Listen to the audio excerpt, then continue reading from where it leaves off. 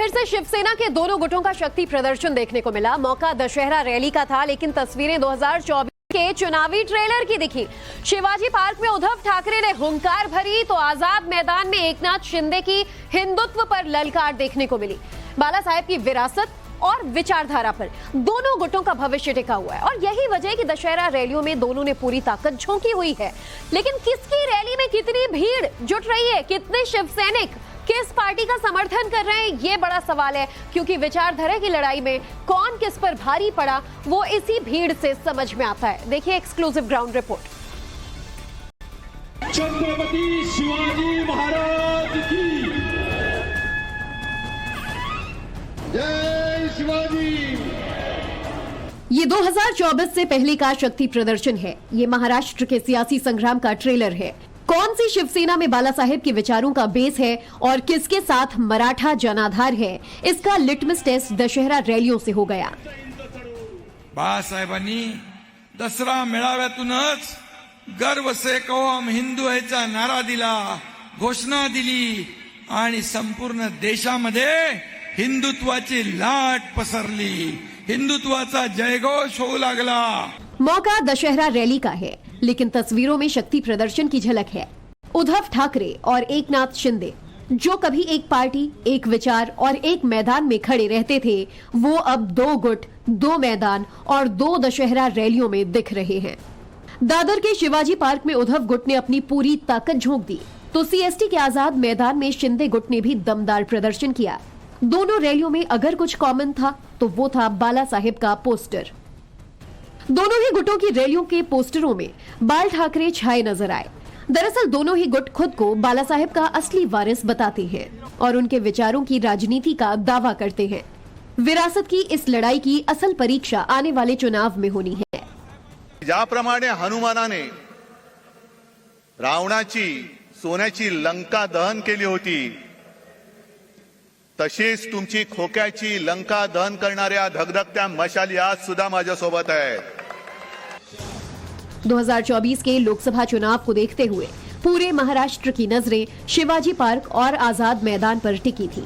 सियासी पंडित यही गुणागणित लगाने में जुट रहे हैं कि किसकी रैली में ज्यादा भीड़ है, किसके साथ ज्यादा जनाधार है और चुनाव से पहले जनता का मूड क्या है। सवाल ये है कि क्या मराठा मानुस एकनाथ शिंदे को बाला साहेब का उत्तराधिकारी मानता है, या फिर विचारधारा से विपरीत राजनीति के बावजूद विरासत की जंग में उद्धव ठाकरे बाजी मार लेंगे। बाला साहेब के वक्त से शिवसेना से जुड़े कार्यकर्ताओं का साथ किसे मिलेगा। पार्टी और चुनाव चिन्ह की लड़ाई में शिंदे गुट को जीत मिल चुकी है।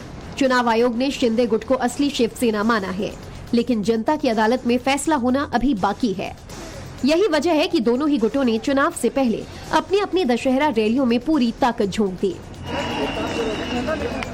शिवसेना से शिंदे साहब को 2024 में महाराष्ट्र की जनता बहुमत से जरूर जिताएगी।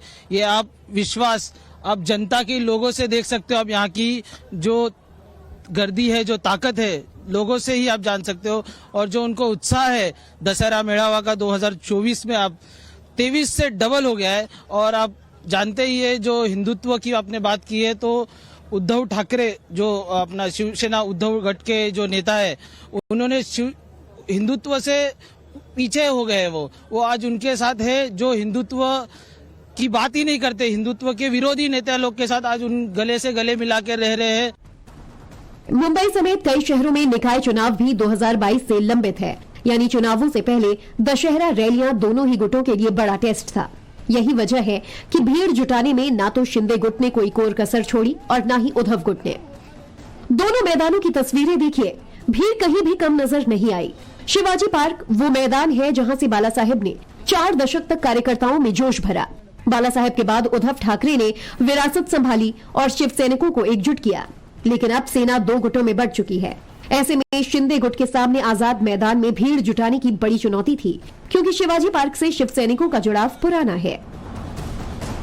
लोकसभा के चुनावों के पहले मुख्यमंत्री एकनाथ शिंदे और वहीं उद्धव ठाकरे की दशहरा की रैली हुई है मुंबई के अलग अलग 2 महत्वपूर्ण ठिकानों पर, जहां पर ऐतिहासिक शिवाजी पार्क में उद्धव ठाकरे द्वारा दशहरा की रैली रखी गई। वहीं एकनाथ शिंदे को इस बार मुंबई के आजाद मैदान का रुख अपनाना पड़ा। आपको बता दें कि लोकसभा चुनाव के बिल्कुल पहले यहां पर हजारों की संख्या में उमड़ी भीड़ जो है वह एक तरीके का रियलिटी चेक भी है, ये बताने के लिए दोनों नेताओं के साथ कितने समर्थक मौजूद है। यहाँ पर आप तस्वीरों के जरिए देखेंगे कि हाथों में झंडा लेकर महिलाएं पुरुष बड़ी संख्या में मौजूद है।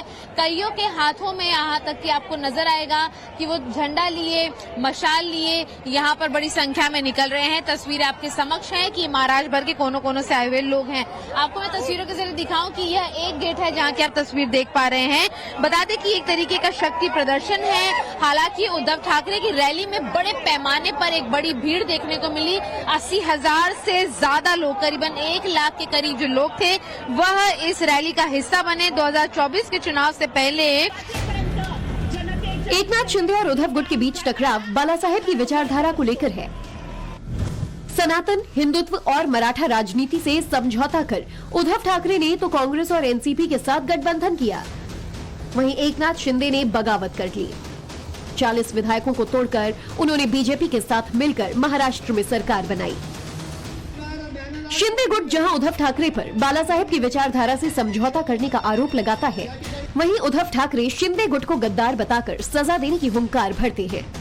उद्धव ठाकरे के साथ होंगे, एकनाथ शिंदे के साथ होंगे। जहाँ तक महाराष्ट्र की जनता है, महाराष्ट्र ने कभी भी गद्दारों का साथ नहीं दिया है। छत्रपति शिवाजी महाराज से लेके आज तक का इतिहास आप देखेंगे तो महाराष्ट्र में मराठी जो जनता है वो कभी भी आपको गद्दारों का साथ दिया कभी नहीं देखेंगे आप।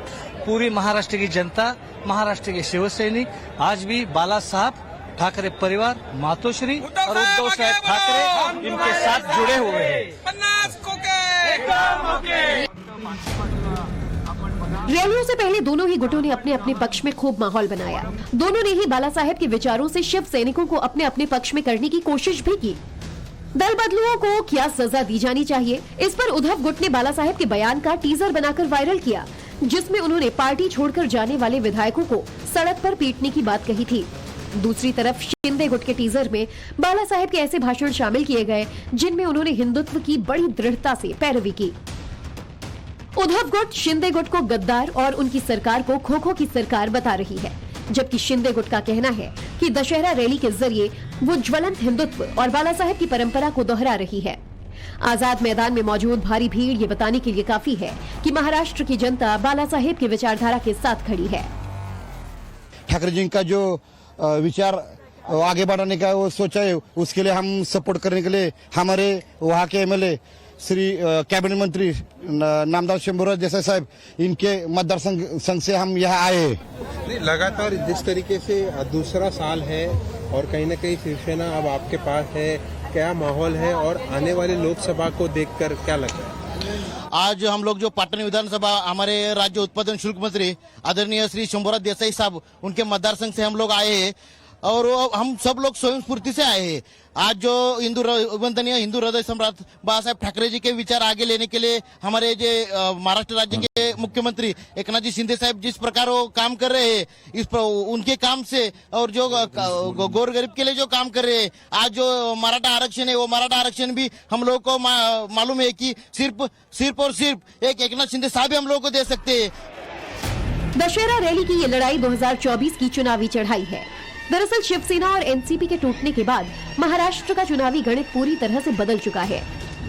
शिवसेना उद्धव ठाकरे और एकनाथ शिंदे के गुट में बंट गई है, तो दूसरी तरफ एनसीपी शरद पवार और अजीत पवार के गुटों में बंट गई है। दो बड़ी पार्टियों के टूटने के बाद महाराष्ट्र का सियासी गुणागणित समझना टेढ़ी खीर साबित हो रहा है। शिवसेना का मूल वोटर शिंदे गुट के साथ जाएगा या फिर उद्धव गुट के साथ, इसका फैसला चुनाव में ही होगा। यही सूरत एनसीपी के साथ भी बन रही है। 2024 के आम चुनाव में शिवसेना के दोनों गुट आमने सामने होंगे। पिछली बार बीजेपी और शिवसेना ने साथ मिलकर चुनाव लड़ा था। 2 महीने पहले के टाइम्स नाउ नवभारत के सर्वे के मुताबिक बीजेपी को तो कोई नुकसान होता नहीं दिख रहा।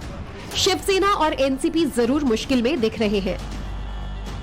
महाराष्ट्र में कुल 48 लोकसभा सीटें हैं, जिसमें बीजेपी महाराष्ट्र की 22 से 28 लोकसभा सीटें जीत सकती है, जबकि शिवसेना, उद्धव गुट, कांग्रेस और एनसीपी के महाविकास अघाड़ी को 18 से 22 सीटें मिलने की उम्मीद है। 2019 में बीजेपी ने 23 सीटें जीती थी, जबकि शिवसेना को 18 पर जीत मिली, एनसीपी को 4 और कांग्रेस को 1 ही सीट मिली थी। शिवसेना और एनसीपी के टूटने के बाद राज्य के सियासी हालात क्या होंगे? उद्धव ठाकरे और एकनाथ शिंदे में किसका पलड़ा भारी रहने वाला है? ये सभी सवाल लोगों के जहन में कौंध रहे हैं। महाराष्ट्र की जनता को किस पर भरोसा है, शिंदे गुट पर या फिर उद्धव गुट पर? कौन असली शिवसेना है और कौन बाला साहेब का वारिस? इसका फैसला बहुत जल्द होने वाला है। मुंबई से शिवानी शर्मा के साथ ब्यूरो रिपोर्ट, टाइम्स नाउ नव भारत।